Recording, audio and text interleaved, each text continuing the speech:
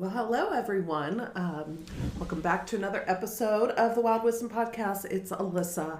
I am excited to share my guest story with you today, as well as how we can look at astrology, particularly our natal chart. And of course, she goes in and explains more about that. To try to see, where our place is in this world and to use it to help know ourselves better.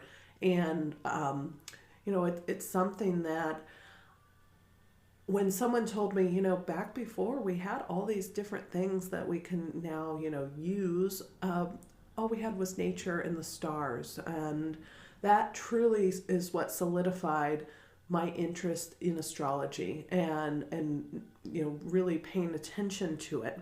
So, and most of you know, or some of you know, if you're in our Facebook group, that we now have Moon Wisdom with Tara, who is our guest today. So I'm excited to jump in and share what she has to offer, and I hope you'll enjoy it just as much as I did.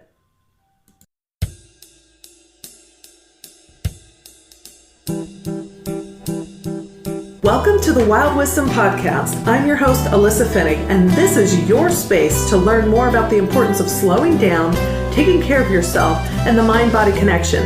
And most importantly, how to reclaim your health by listening to your body's innate wisdom and reconnecting with the earth.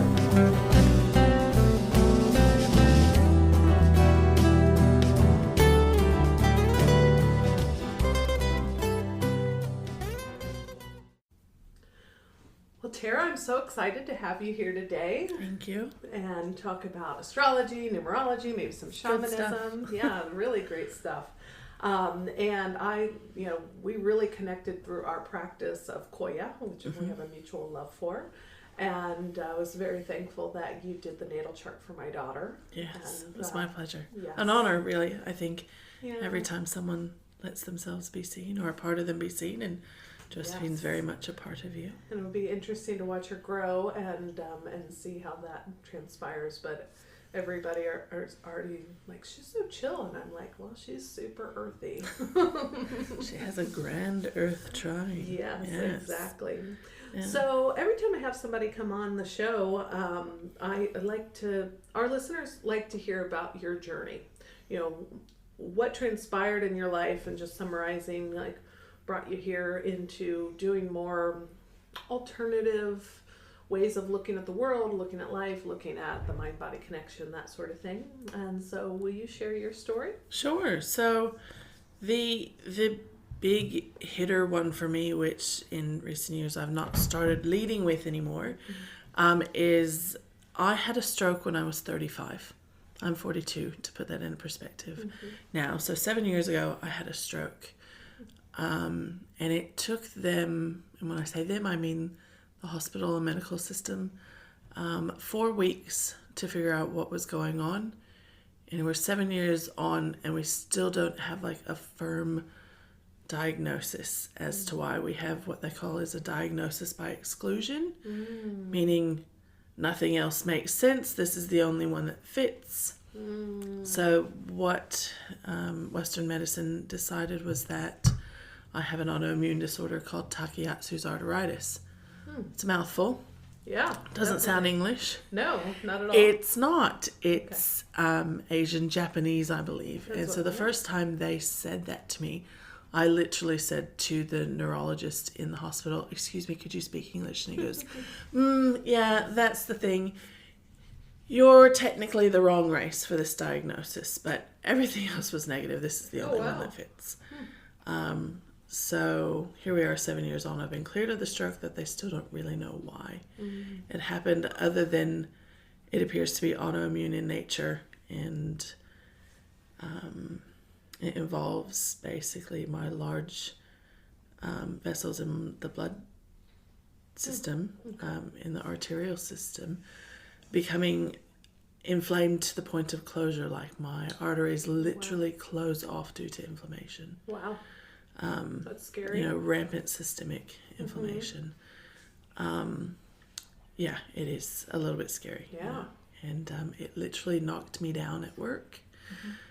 So my life before stroke is in digital marketing. I have a 12-year history working in digital marketing, and literally the day I had the stroke, I was on the phone in the agency I was working with in Brisbane in Australia to the Asia Pacific head of new business for Google. And I collapsed. Wow. So some would say that that's kind of like a career-defining moment. Being able to speak at that level to someone within Google, if you're a digital marketer. It was a career exiting moment for me, as it turned out.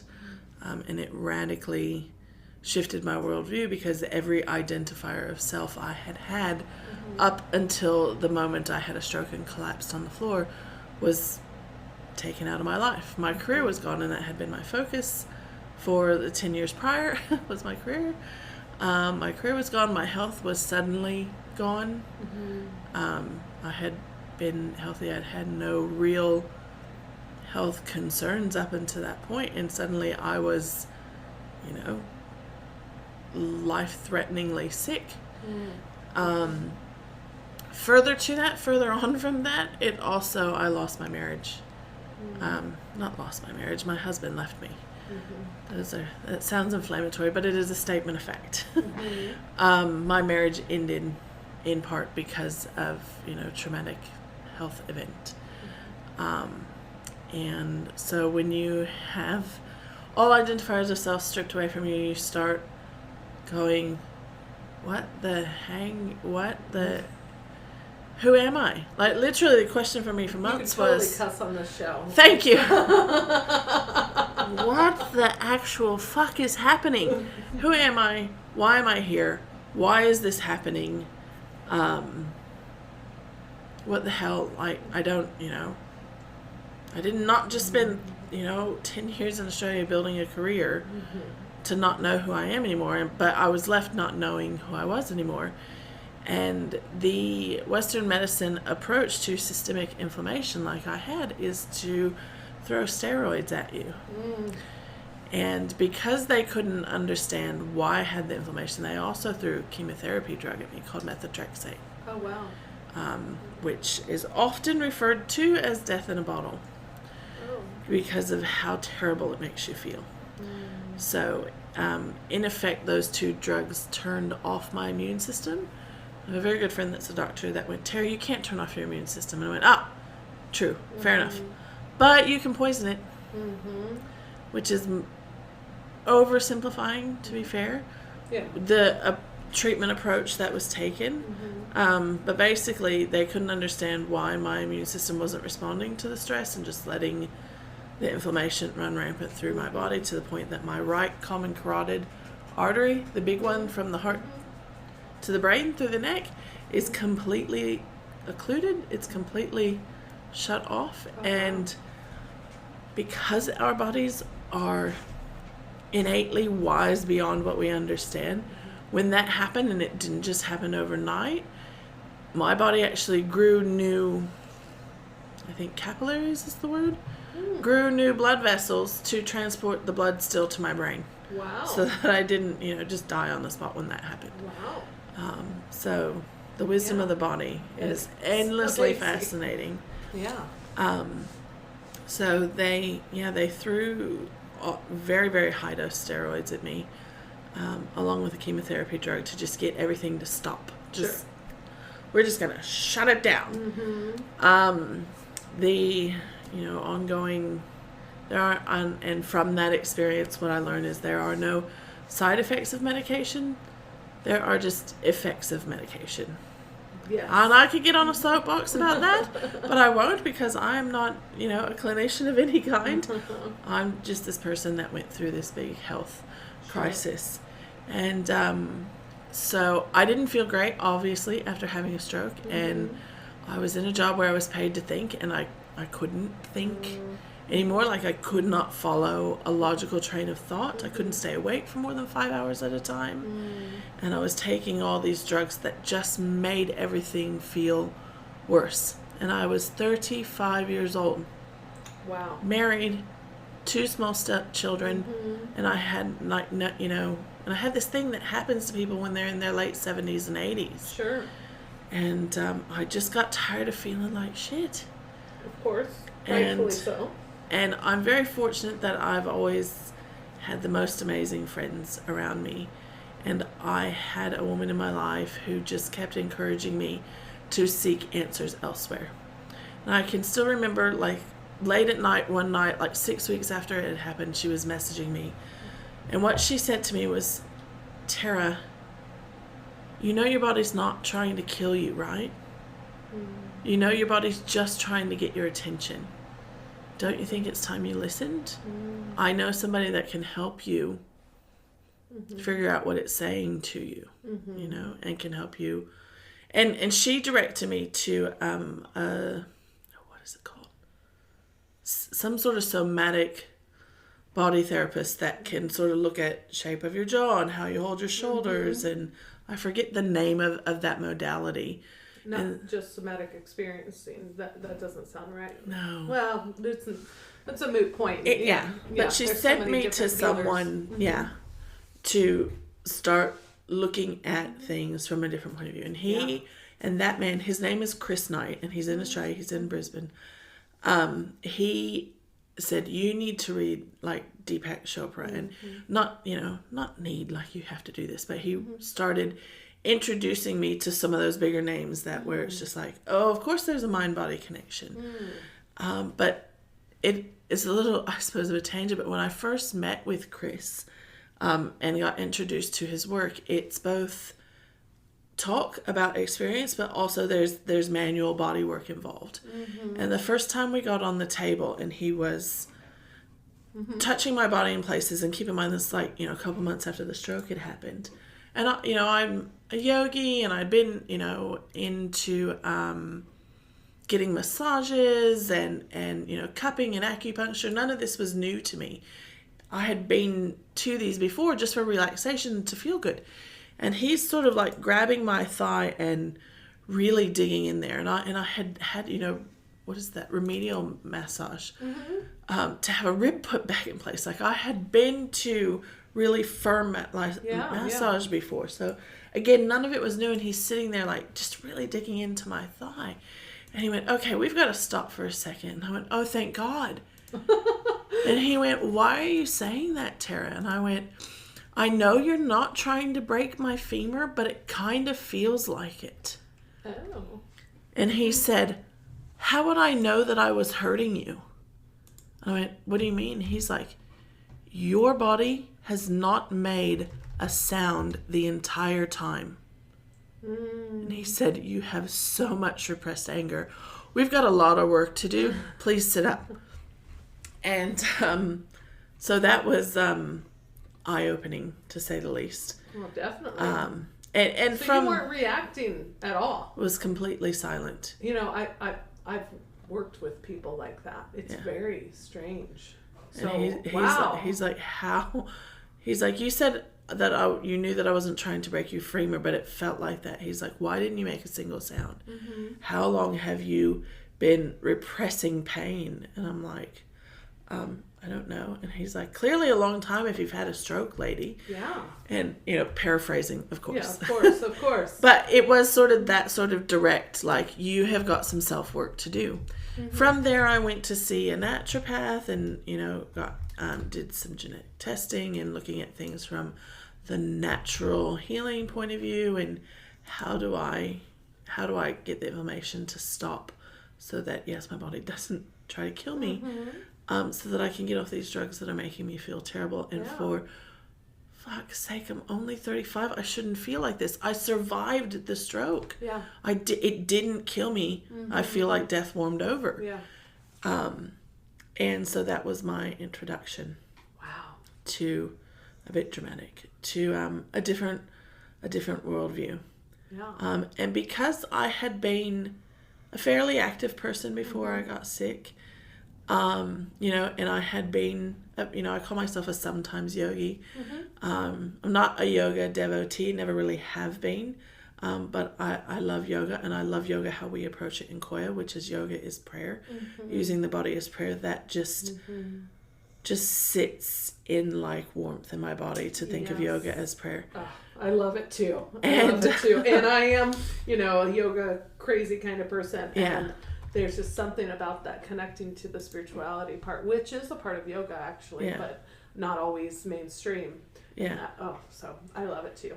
And through my rehab through the hospital, like I had to go to speech therapy, not because I couldn't talk, but because I couldn't follow trains of thought. So you deal with that through speech therapy and through occupational therapy and through neurophysio rehab and hydrotherapy. Just that, I was very fortunate to have been in Australia where there's a universal healthcare system. And I could, pretty much focus on my recovery for 9 months, which is about what it took. And in occupational therapy, the therapist said to me, if you're ever going to get your logical mind back, you really need to learn to meditate. And she's like, but not like through the yogis at Fitness First. Like, you need to go seek out serious meditators and you need to go learn how to meditate and learn the philosophy of meditation. And I was fortunate that I have some family in Australia that are Tibetan Buddhists. And so when the occupational therapist said that, I rang them up and went, right, okay, where are your people? I've been told that I gotta go learn to meditate as part of my stroke recovery, and so obviously I'm gonna go to the Buddhists. Sure, of course. Because they are, the serious meditators. And so I went and learned about meditation through Tibetan Buddhists in Australia, and mindfulness, and how to not solely identify with the mind. Just like the illness, it taught me that I can't solely identify as my physical body.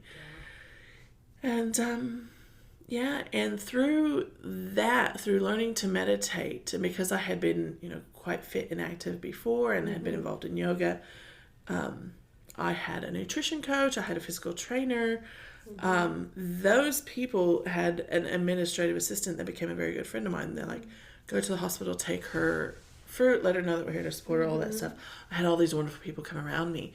And she had booked into a day retreat for women called the Urban Goddess Retreat. Oh, I love the name of that. I love it. And it was being led by a Kundalini yoga instructor. Now, I had never taken Kundalini yoga before this point, but I had tried to go back to just some, gentle yoga. Sure. After the stroke, and my left side is a little bit affected. Okay. And I used to be very bendy, and after the stroke, I was not so bendy anymore, and I felt like I lost my ability to do yoga, and yoga, which had been something that had brought me such joy and peace before, became a fight with myself. During 90 minutes, I'm like, I'm never going to be able to do yoga again. This is terrible. Like, how can I sit here for an hour and a half and beat myself up when yoga is about union, And Koya wasn't in my life at that time. But this retreat was being led by a Kundalini yoga instructor. And what I learned about Kundalini yoga is that, one, it's very, very mystical, so it's on the woo end of yoga, but Alyssa, my friend, that I love the woo. Yes. That it's very mystical, but part of the great compassion of the style of Kundalini yoga is that, as Yogi Bhajan teaches, is that people who can only visualize holding the pose can sometimes get more benefit from visualizing holding the pose as the person that can actually hold it. That's actually something we use in yoga therapy too. I love that. I mean, I've worked with veterans, some were quadriplegics, and so they couldn't necessarily do, or paraplegics, they couldn't necessarily do certain things, but they could visualize or participate in some other way. And yes, it's been researched that it's just as effective. Yeah. And so I was introduced to this mystical form of yoga. And, again, having that mind-body connection reinforced rather directly. Yeah. And finding that through Kundalini yoga, I wasn't fighting with myself for an hour and a half and telling myself how terrible I was because I couldn't hold downward dog anymore, or cat-cow pose hurt. And I could I could do visualization techniques, which I had learned through learning to meditate, and it would be just as effective and beneficial. So I had these really direct experiences through my health crisis of the mind-body connection. And at this urban goddess retreat, there was like an angel communicator there. And I was, for a short period of time after the stroke, seeing a therapist, and he went, "Do you think that's real? You don't think that that's like strange? Like, that's kind of schizophrenic behavior?" And I'm like, "I'm not here to talk about what her mental conditions are. I'm just here to share the experience, the positive experience that I had. So I see your theory and I'm just going to discard it entirely." So there was an angel communicator there, and we did some work with oracle cards, which I have sort of always been drawn to. To cards, and we did some journaling, and it was women, and we had beautiful vegan cuisine, and we did like group, not group Reiki, but group hands-on healing. We all sat in a circle and like touched each other's ears or shoulders, all consensual and all of that, and that just sort of opened things to me. And the woman I traveled there with, I had not known before. We were set up in a carpool to go together. And on the way back, she was talking about, she found out about it through a friend of hers that did Akashic Records, and that she had turned to her friend for Akashic Records when she was going through a bit of a life crisis, and she didn't identify what it was. And she just felt like she needed some spiritual support, and she knew that she could get some spiritual support through the Akashic Records. And I went, "What? The what?" Yeah, of course. Now my friend that I met that I carpooled with there, she's an Indian woman. So, of course, understanding they have a different culture. And she's like, "The Akashic Records, it's like the book of your life. It's like the library of your life. You've never heard of that?" I'm like, no. I mean, I'm from Indiana. We're from the Bible Belt. I was raised Catholic. I mean, so I totally get it. Like, I think we generally understand it from, Bible type teachings, that there is something called the Book of Life, and that everything is recorded. And she's like, "That's what the Akashic Records are. You can access them." I'm like, I need access to this. And so from Kundalini Yoga, I got introduced to Akashic Records and into the woo. And my tribe sort of really shifted at that time, and I started calling in, attracting in all of these women involved in either alternative health work, conscious spirituality practices. Frankly, I called in a lot of witches and priestesses, and the Tantrika girls is just suddenly who, flooded my friendship circle. And so I was introduced to all of these things through that. And through this process, shifted from Brisbane to Melbourne with my husband, had some more health crises show up, as sort of an effect of all those drugs that I had taken. And that was like the proverbial straw that broke the camel's back for my husband, and he couldn't take having a sick wife anymore. And I say he left me broken, literally on my auntie's doorstep. And he's like, "Okay, I'm out of here, but your auntie, she's got you." Thanks. And Thanks yes, a lot, right? I'm sure your audience can hear my eye roll. Yeah. But through that process of being in a very, very vulnerable spot, and having no option but to lean on family, not like mom and sisters and dad, but my auntie, who I love dearly and am grateful for every day, because she was there to provide a soft, safe landing. My auntie, one of the Tibetan Buddhists, the one that I rang, like, "All right, tell me where to meditate." One night sort of broke out her astrology books, and God had started talking about astrology and needing to figure out where things were in this thing called my natal chart, because we needed to figure out why this had happened, why these sort of back to back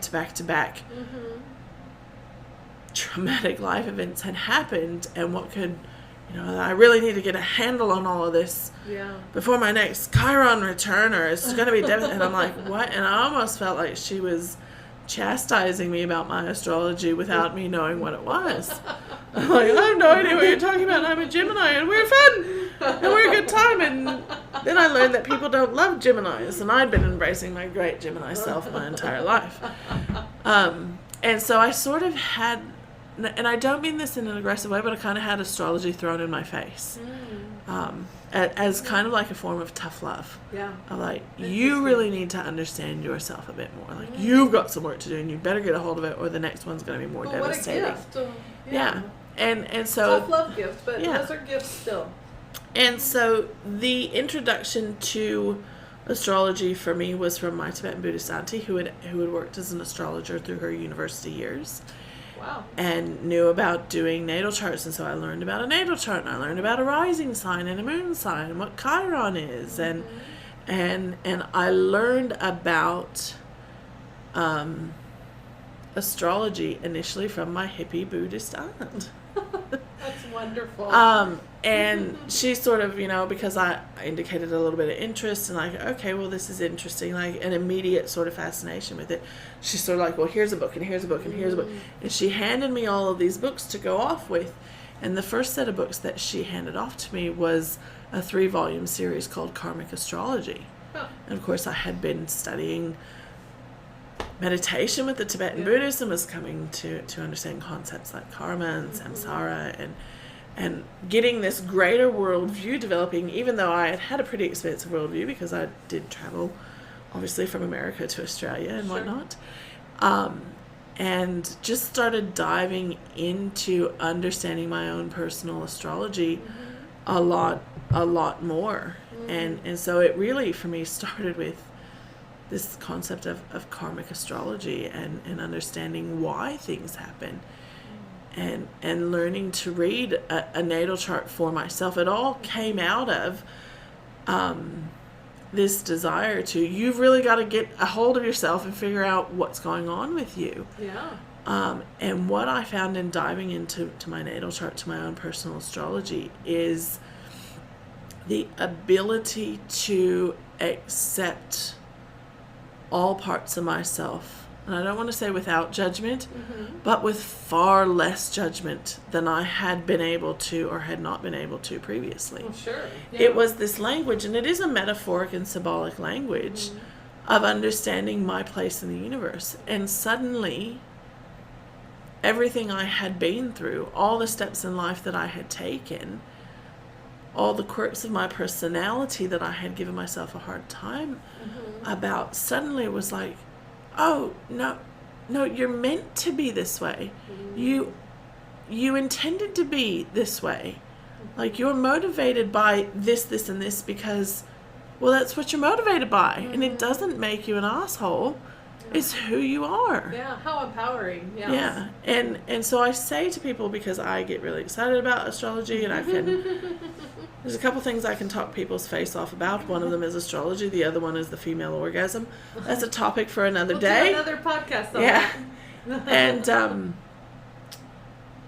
And it is one of, if not the greatest tool for self-development and self-actualization that I've ever encountered. So, and just explain more about that. So, in the natal chart, which is your full astrological view of yourself, because we have not just one zodiac sign, we have 12, right? We have not just the planet Earth and our galaxy, we have a moon and a sun and all the other planets and all the other asteroids and all the other mathematical calculations of phases of the moon. If we solely identify astrologically as our sun sign, that's like solely identifying with our left foot. And I love that analogy. It's you have a left foot, you are not a left foot. Correct. Yeah. So I am a Gemini, but I'm also a double Aries. So I'm an Aries rising and an Aries moon. Sure. And that makes sense because, prior to getting to all of this, like, I'm a Virgo. Although my niece, because I've introduced a lot of this to her, she jokes that I'm like the one sloppy Virgo, because if you go to my studio, it's beautiful and clean. It's because my mom cleans it, and I like everything in place there. Yeah. But at home, like, my head explodes and I'm tired, and so that's why I have. But your home is your sanctuary. Yeah. So. Well, it's not always as clean as I'd love it to be, but. Yeah. Now I have a baby and plus my dog. So, but anyway, we joke about, the Virgos are always like, oh, they're supposed to be perfectionists, but I am organized and perfectionist in other ways. Yeah. But I'm a rising Taurus and my moon sign's Cancer. So, and it's a interesting thing there. So as you explore all of that, and it's, and so just knowing that little bit about me, myself, it goes, oh, okay, so that explains a little bit. So it's very interesting. But yes, so double Aries and Gemini, and double explain Aries what and that kind of means, because we might have just been talking gibberish a little bit. Sure. So again, you have a sign for every planet and luminary body we have in our galaxy. So you're not, so when we talk about your sun sign, this is what you identify as, hey baby, what's your sign? I'm a Gemini, I'm a Virgo, right? That's the sign. Yeah. So your quote unquote zodiac sign is the position of the sun when you were born, right? So I'm a Gemini, right? But that's only one part. Right? And so that we call, in astrological terms, is your sun sign, right? So that's the one people most identify with. Yeah. And the great memification of astrology that happens in social media, we see a lot through of Aries are so this, Taurus are so that, right? Don't get me wrong, I love a great astrology meme, but it oversimplifies, right? So the sun sign, right? So the sun in astrology represents our ego, our core identity, right? It's obviously the brightest thing in our galaxy is our sun. So it, like I said, it represents our ego. So it's just our one aspect of our personality, right? One set of attributes that we are. When we talk then about the rising sign, or also called the ascendant, that is the sign in the zodiac that the horizon was on at the time of your birth, right? The moon sign is where the moon was at the time of your birth. And each of those points or luminaries or planet or extraterrestrial bodies represent a different aspect of our personality. So the rising sign represents that sort of first impression self, right? That almost like the mask we wear in public. Well, we were talking about you asked my rising sign earlier prior to us recording the podcast, and when I said Taurus, you're like, oh. Okay, I get it. I get it. I get it, because I have the horns. And I do, I mean, I know I probably come off that way sometimes. Yeah.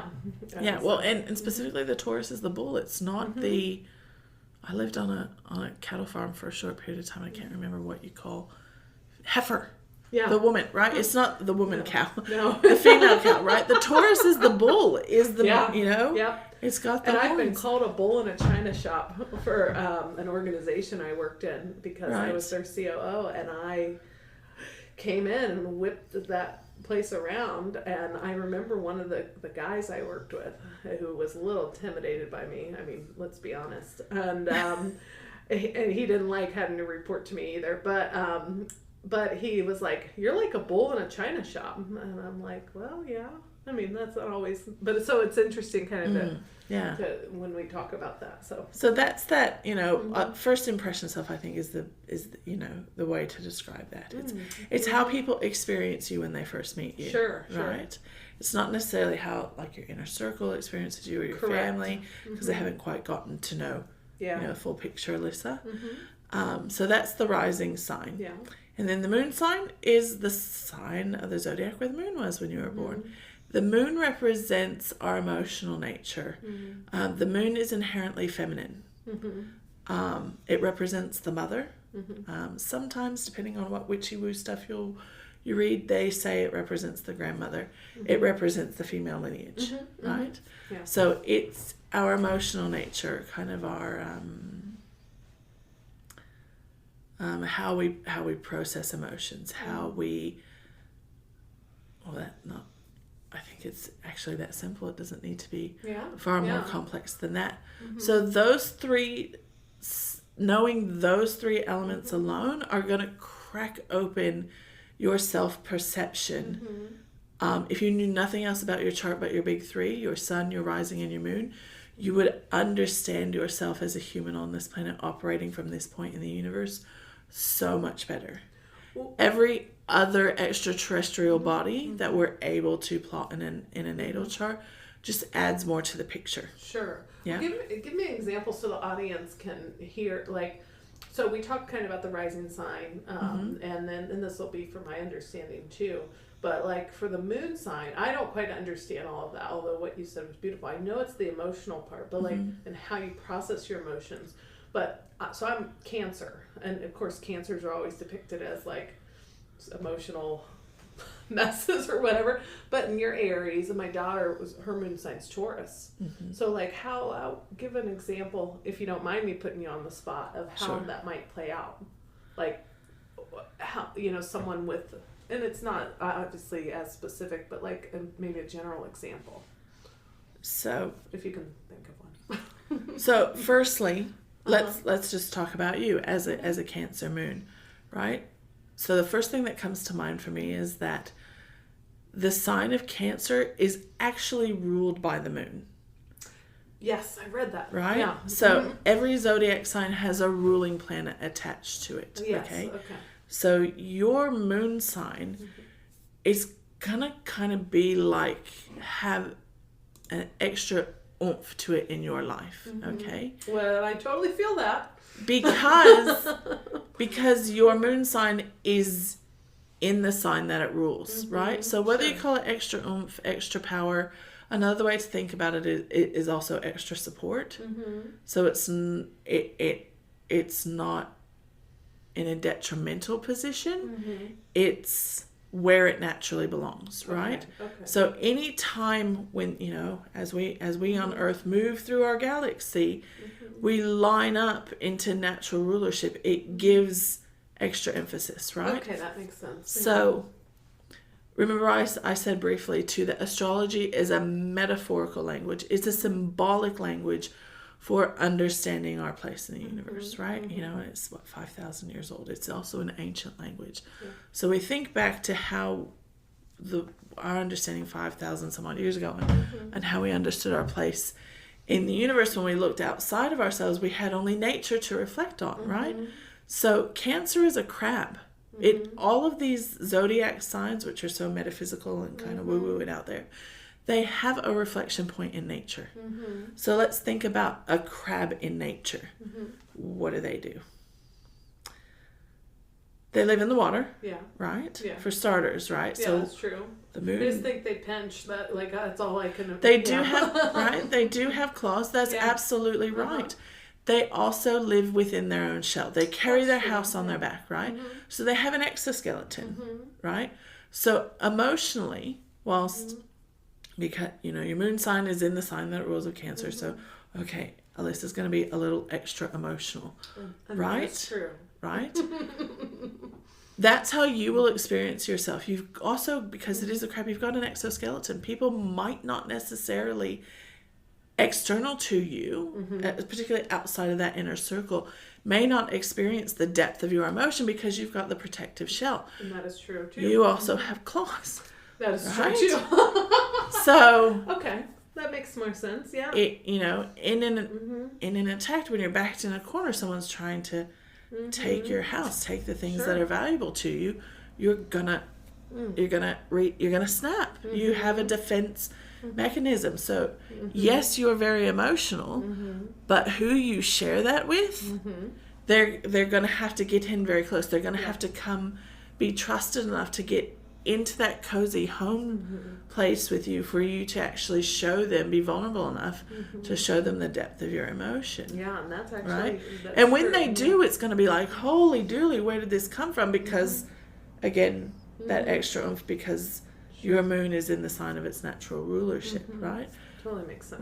Which is beautiful. So if you there's always sort of duality, like, well, I'm this deep feeling creature, but I know that I pinch at people, I know people experience it, and then you sort of combining all of the big three together. The bull's got the horns, so you've got these horns that can attack and just charge through and take action and things, as well as these pinchers as two of the other bits of your personality. If someone goes, gosh, that Alyssa's an asshole, which I'm sure someone said about me, is they're just experiencing just those particular portions of your personality. That totally makes sense. Totally makes sense. But then you pull it all together and go, none of this is good or bad, and I refuse to use language good or bad in describing aspects of our personal astrology, because it is what it is, right? And everything has light and everything has shadow, and we have a yin and a yang. And even in yoga, when we put our hands together, we're told it brings the two hemispheres of our brain together. There's a light and a dark to everything. It's about union. It's about integration, which is something you and I have been speaking about this week, is integrating our whole selves. So when we understand at a deeper level these aspects of ourselves, you suddenly go, oh, okay. Not that's why I am the way that I am. Sure. The moon makes me a crabby bitch. Or me just charging through, taking action, that it is because of my rising. None of it is because of that. Is you can embrace that, right? Sure, yeah. So if you're having a month where you're being a crabby bitch emotionally, so be it. You know what that can be for you is a signal to yourself that it's time to come in, time to pack in the shell, and care for yourself and make your home cozy and paint the wall, make it feel.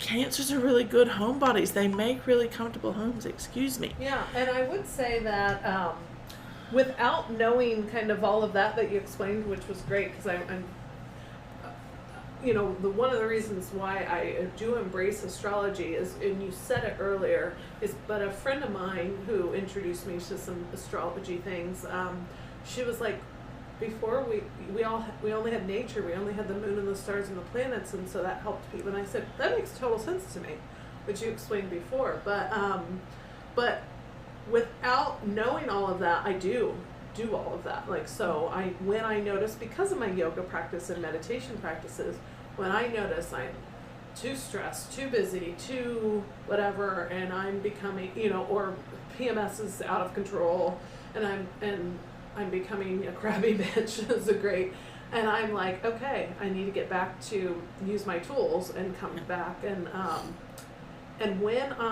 so I already do that. So that's very interesting correlation.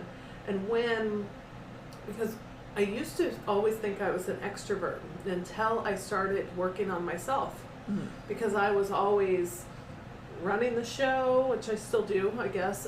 But the person at the conferences, because I had a whole different career prior to this, and just always at the social hours, blah blah blah blah, and burned myself out eventually. Which, if you listen to other podcasts, I share some of those stories. But now that I've had my daughter and I've been home more, I love it. I love it. It's like I'm coming back to even a deeper balance. So when you share that crab analogy, it makes so much sense to me, because I am more balanced when I have that more home time. And I can still, I work from home a lot, so I can still get a little spun out, but just making sure I'm not filled my calendar, those sort of things. I am definitely just much more in balance. So I love that. It rings true. Yeah. And where we can go further with that then, so like I said, just knowing those big three just cracks everything wide open. Definitely. And, like I said, I think astrology is one of the greatest tools I've ever found for self-development and self-actualization. Mm-hmm. But the whole point of doing the self-development work Mm-hmm. and self-actualizing, coming to know Yeah. who we are, is so that we can be empowered Right. as a self, and we can walk through life in our power. The whole point of all of it for me is self-empowerment. Mm-hmm. Is that little door opening, when you then sort of expand it out and you do look at the entirety of your natal chart, you just have this new appreciation for self and for your life and your unique life. I've looked at, I've been very fortunate to do, hundreds of charts. I'm very, honored that people let me do that for them. And no two charts are alike. They're always different. And I always like taking the time, if there is time, to go, I just want to show you how different you are, how unique you are compared to that chart. Yeah. And usually that chart, just for privacy's sake, is mine, because you don't need to know, Sally Smith's chart, but mine is mine, and I'm happy to share that. Yeah. Just to see how even people who have congruence, who are friendly and share similar but different worldviews, how different their lives are. So it just blasts it all open. I do like to give warnings to people, though, about astrology. Well, any self-development and stuff probably is and this came from where astrology really started taking off as a something that I could help people with, as a something to do. Is one of my sister's husbands texted me. He saw me going through a chart thing, a map thing, with his wife, and he had no idea what I was doing. And he texted me and he said, "Hey, that thing that you were doing for your sister, was that stars or was that numbers? Because you do both or one of them, right?" And I'm like, "Well, I do both." He's like, "Can you do mine?" And I went, "Well, I can, but which one?" And he goes, "I think both of them." And he said, but really, I would like to see my astrology. And he was texting me directly. It wasn't like being filtered through my sister. And I was actually traveling at the time that he had texted me that. And I had been spending, at the time I got the text, I had been spending time with a girlfriend that was one of the first people I ever did any sort of reading for, ever. And it was out of the blue. We didn't know each other at all at the time that I read for her.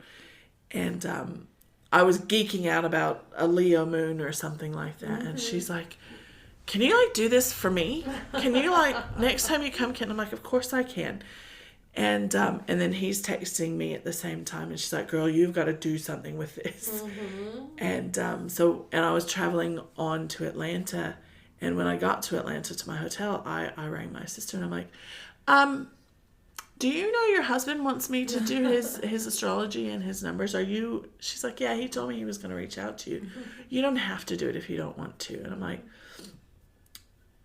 "Just no, I wanted to make sure that you were aware, and of course I will do it for him." And I said, "But is there anything I need to know now before I do his chart?" I said, "Because I know you, I'm going to see everything, right? And for that matter, does he know that I'm going to see everything?" And she's like, "Well, maybe you should have a phone call with him before you do it." And so I did. I rang him the next day and I said, "I'm happy to do this for you. Absolutely. I'm delighted that you're interested in this stuff." He's a bloke from Whiteland, Indiana.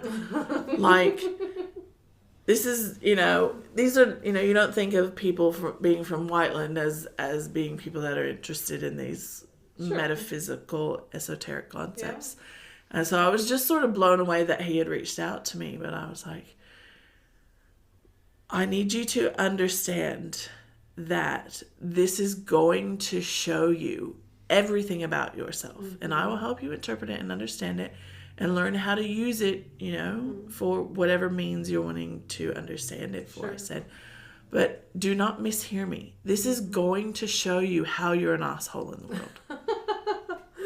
Which seems to be the theme of, like, the word That's asshole seems Tara, to be one of the Tara's theme favorite today. words. At the I moment, love the yeah. word too. Yes. And he's like, well, will it show me the ways that I'm evil? And I said, well, I think that's flawed thinking. Personally, you are not evil.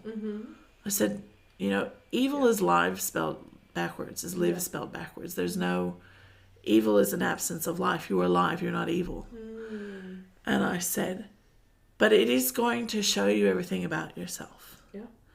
And I said, and the way that you'll know that I'm telling you the truth is when your ego starts in your head telling you that I'm wrong and fighting with you about something that I'm saying. And I said, when that ego voice steps up and stops saying it's all hokey and she's full of shit and all of this, I said, that's how you know that I'm on to something that maybe you haven't thought about yourself. And I said, and I'm only saying this because that was my experience of, when we start getting into some of the more deeper, more karmic aspects of the astrology, like when we look at the nodes in the moon, and it's connected to destiny, that maybe destiny, greater purpose that we're not yet fully stepping into, that we know we should be, but we're holding ourselves back, and we're staying in comfort zones, and those comfort zones are connected to past life karma and things that we're here to rectify.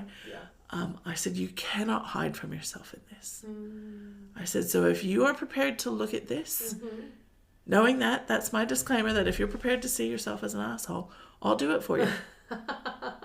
I'll do it for you. But if you're not prepared for that sort of look, maybe we shouldn't do this, or maybe I'm not the one, because I get that, how I use it and view it as self-empowerment, and of course, some people maybe just view it as entertainment or whatever. It is not for everyone, and that I don't take like an purely academic approach to it, because it's, or that memeified, like, okay, well, let's focus on the Taurus aspect or the sun sign aspect. Because for me, the juice, the gold is in the whole picture. Sure, makes sense. Because that's where I personally experienced the gold in my own life, was the entire picture. And then as you dig deeper and you start to understand the cycles of the movement of the Earth through the galaxy, and the movement of the asteroids around the galaxy, and the movement of the planets through the signs of this, that again, metaphoric and symbolic language, that life happens to us in cycles. I'm like, I can give you to other astrologers, like, it's fine, I don't have to be the one. But he was like, no, I'm ready. And so I'm like, okay, here we go. And that's really sort of what blew it open for me, was a friend going, can you do mine? And then someone I would have never expected in 100 years to ask me to do this work for him said, will you do this work for me? Wow. And then doing it and going, so I need to talk to you about some things. Hey, this here, that means that. I don't know that to be true about you. Is it true? And he went, 100%. And I'm like, okay. Okay. So journeying with astrology in terms of, once you step outside of understanding it for yourself, when, if you choose to understand it and then help other people with it, has been interesting growth in and of itself. Definitely. Wow. As well. So that's been how I started with astrology, how I view astrology, how I work with it, how I help other people work with it. So for me, it's all about the natal chart. Of course. It's all about the natal chart. And I have an astrologer. She's brilliant. She's in Brisbane. And one thing that she always says, and she attributes it to one of her teachers, is the fool is ruled by his chart. The master rules his chart.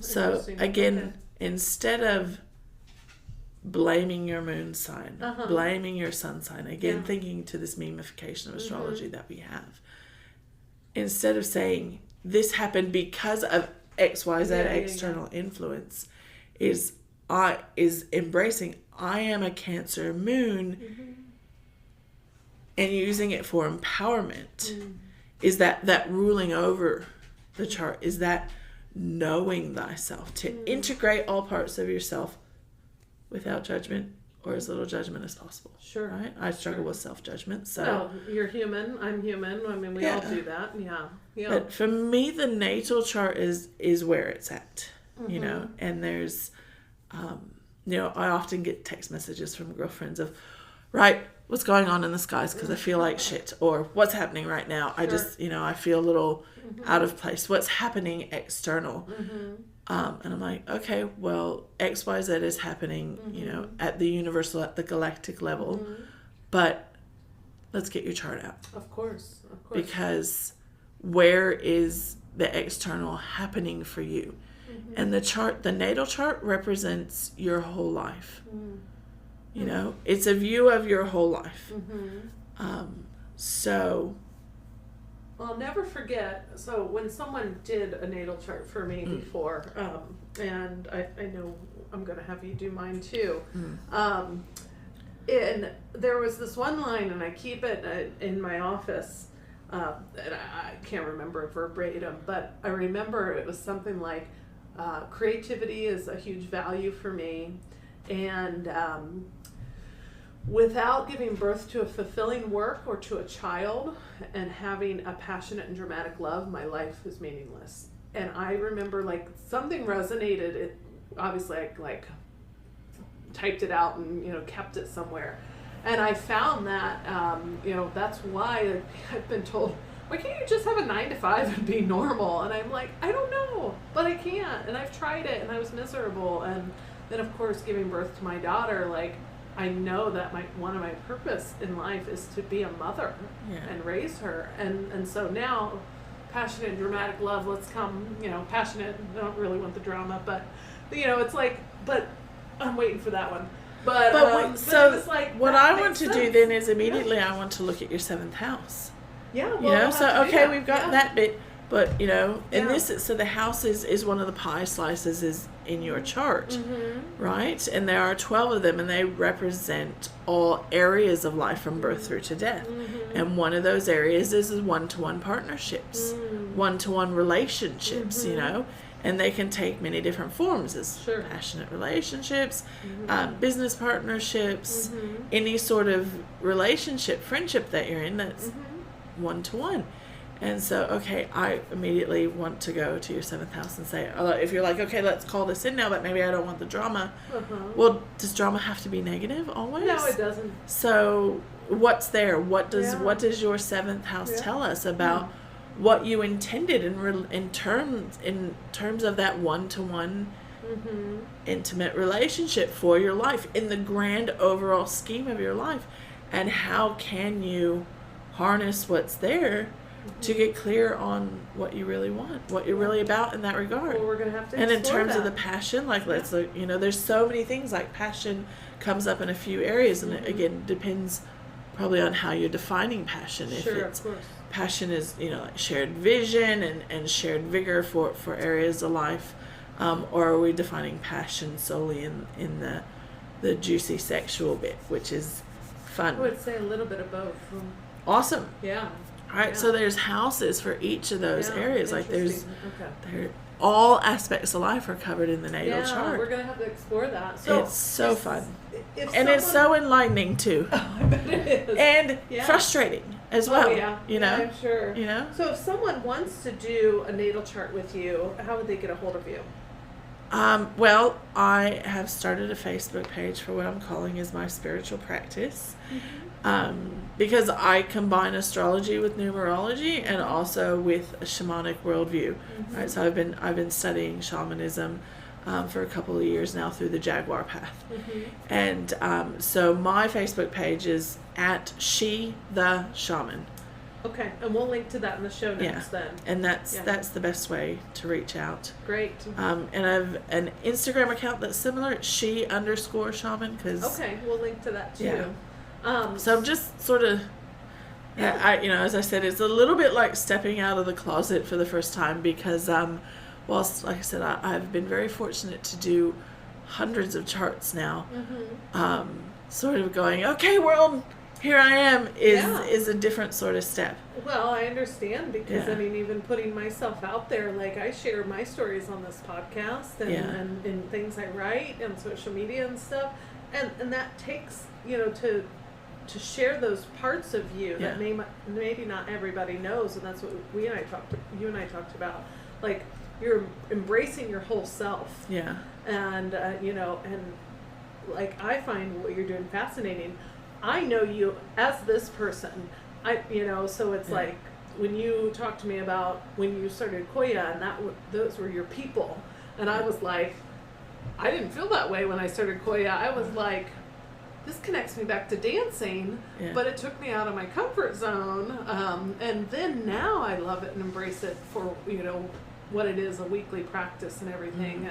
But you know, it's just interesting, these little, that like we were talking about earlier with, you know, different aspects of ourselves and showing it to the world. And so do you want to share a little bit about how we're going to share more moon wisdom? We won't get into it, obviously, just a summary, but more moon wisdom with everyone who's in our Facebook group. Yeah, so in the Wild Wisdom Collective, we're now introducing on a bi-monthly basis, you know, combining powers, you and I, what we're calling moon wisdom. And so on the full moon and the new moon of each month, we're going to introduce a blurb about those astrological energies that are happening at the universal level, in terms of being moon specific, about what is happening with the moon, what signs it in, what sort of aspects is it making to other planets, how is it joining with other extraterrestrial forces to send energy to us. And of course we know scientifically the moon controls the movement of fluid on the planet.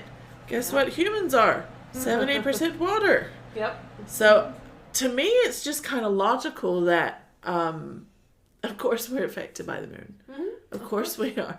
If it can affect the tides of the ocean, it can affect us because we're mostly water. Yep. It's not a leap for me. It's just like logical, like, okay, it makes sense. Yep. So then, we're taking sort of that metaphysical, esoteric wisdom and translating it into how can we harness this phase of the moon to create harmony and abundance and support in our lives. And we're lining that up with, you know, women's wisdom, with, you know, the wisdom that is inherent in being in a female body and being in a woman's body and being humans that have wombs, because we have a 28-day menstrual cycle, or most of us do. The moon has a 28-day cycle. As women, we are inherently connected to the moon. So, and this is, you know, before we had Western civilization, you know, we had things, you know, like there's a reason the red tent movement is happening, is because we stopped and we honored the menses, you know, went back when we had a little bit more matriarchal aspects to our societies. We stopped and we honored the menses as a sacred time for women. And we knew then that women were more intuitive then, and we understood that they were the channels for bringing life into the world. So it's kind of going back to what we used to know, and sometimes we look at it from the Western perspective and we get horrified about thinking of sending women out separately to experience their menstrual cycle away from the rest of society. And I think what Red Tent Movement is going, actually, it's a way of honoring it. Yeah. It's not outcasting them. It's giving women space to do women's work, to honor women's bodies, like we... And to rest. Yeah, like, and to rest. That's what we're not doing now. And we're so out of tune with all of that. Yeah. And so we're going to start looking into how can we combine those two things, because they're very native to women. Yeah. And so the great thing is bringing in, you know, the wisdom of working with the moon, with the wisdom of the menstrual cycles, and then, okay, how do we extrapolate that to the rest of it? Well, how can we use a shamanic worldview and knowledge around things like body movement and what yoga poses are restorative for periods of rest and what digestive enzymes help us sleep better. And there's so just taking all of it to create really juicy secret women's business. Yes. That maybe is not so secret. That we'll share with all of you. Yes. So yes, and there'll be a link in the show notes to the Facebook group, so everybody could join the Wild Wisdom Collective, and so I'm excited to share that. Yeah. Well, because what you saw me post that funny, is it a GIF? Am I saying it right? GIF, I don't know. One of them. The GIF thing. Yeah.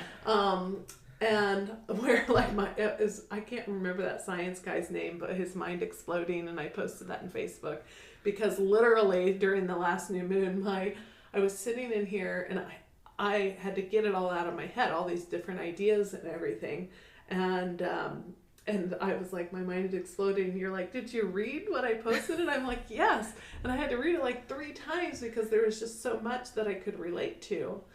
Now that I'm more in sync, like I can definitely feel those. Yeah. And I can feel the intensity of things, especially in a full moon. But it's just like I had to just get it out, and I had to give myself space and time to get it out as well. Yeah.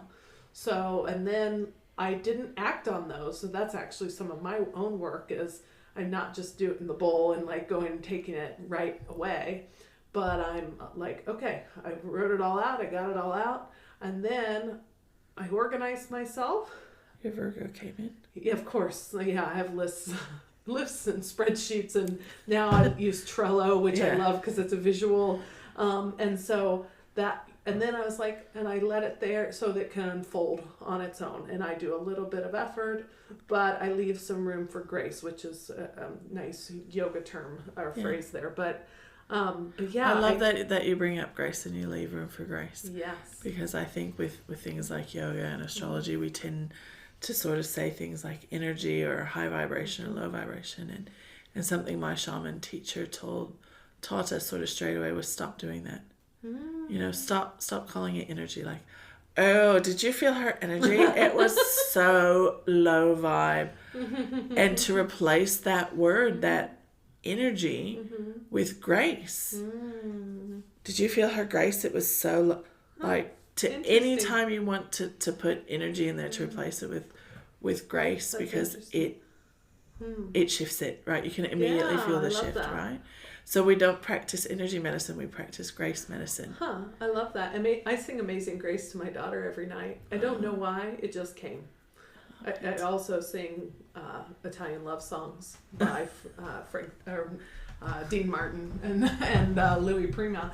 But why not? Why not? But Amazing Grace. Women should have love songs sung to them. Why not start it in infancy? Of course. So yes. So anything else you want to share before we wrap up?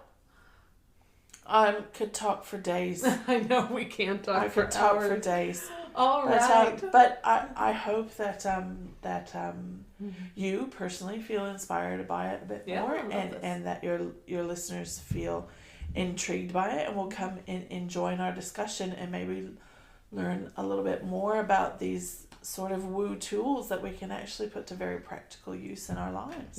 Yeah, that's what I love about it, because of course I do have that Virgo brain of I like the practicality and the logic. Like when it talked about, the moon can move the tides of the ocean, like of course it's going to affect us. That logic there, I'm like, well, of course this makes sense. Yeah. And if I didn't have that, I probably wouldn't believe it, but that totally makes sense to me. So thank you for being on the show, Tara. I love it. Pleasure. And we will explore more. I'm sure I'll have you back on, because there's tons more to explore. We can talk about how to combine astrology and numerology together. Yes. And this phenomenon, let's call it, that many people around the world are having now, where they're seeing repeating numbers and starting to help folks understand how that fits into things like a natal chart as well.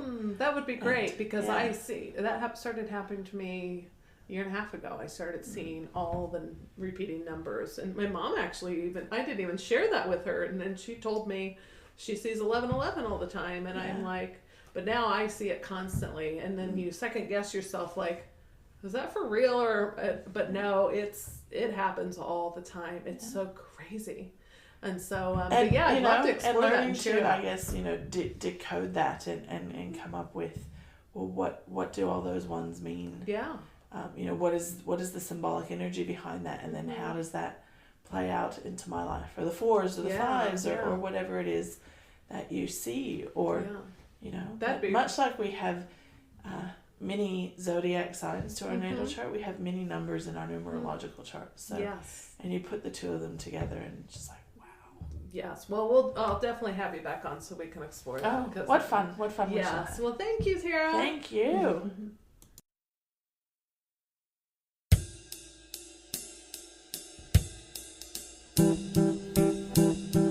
So, I want to hear from you. What did you think of today's topic? Direct message me on Instagram or Facebook, or better yet, join the Wild Wisdom Collective, my free Facebook group, and chime in on the discussion. I look forward to hearing your thoughts and insight. And if you love what you're hearing, please take a moment to click the button on your smartphone to subscribe. Or, better yet, write a review and tell me why you love tuning in. And maybe you'll be featured in our listener spotlight on a future episode. I cannot wait to see you again, same time, same place next week. Wild blessings.